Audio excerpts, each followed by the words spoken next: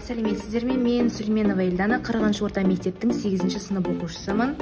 Тақырыптық айтысқа келдім. Және де егер осы айтыстан жеңілсем де, егер жеңсем де, бәрібір қуанам. Мен 9-ші сынып оқушысы Төлеген Шыңғыспын. Бүгінгі айтысқа қарсыластарыма сәттілік тілеймін.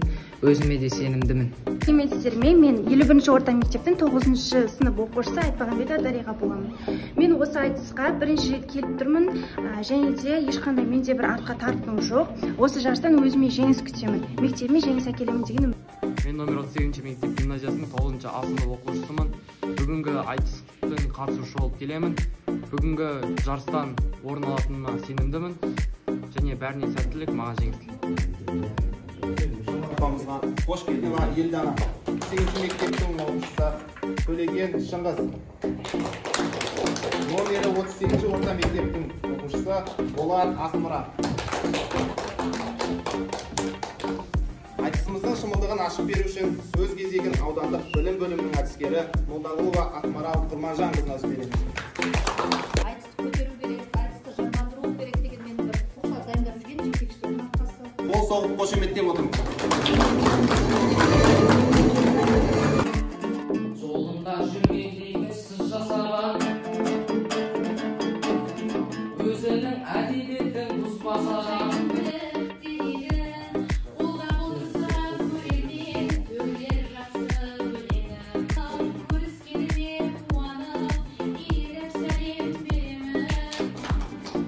Ассалаумағалейкум, ағай сәлем бердім.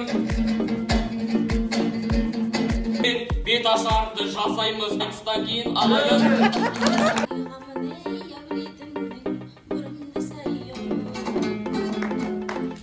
Мұрат 18-ге толған жоқ жасым. Салмағымды одан әрі асырайын. Ұстаздар қош келдіңіз бұл мектеп. Әрине түсінеміз, тұлпар шапса тақыр қысып отырар араңызды. Оқушыларға бір үлгі болсын дейіп, шақырай қалмақтай ағамызда болып.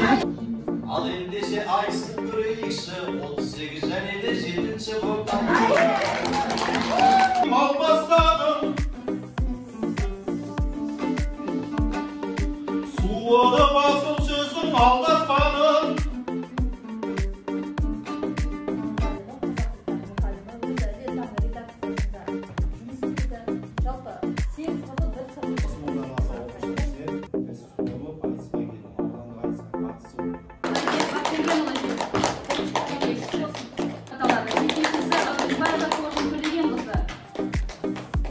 Дәл осы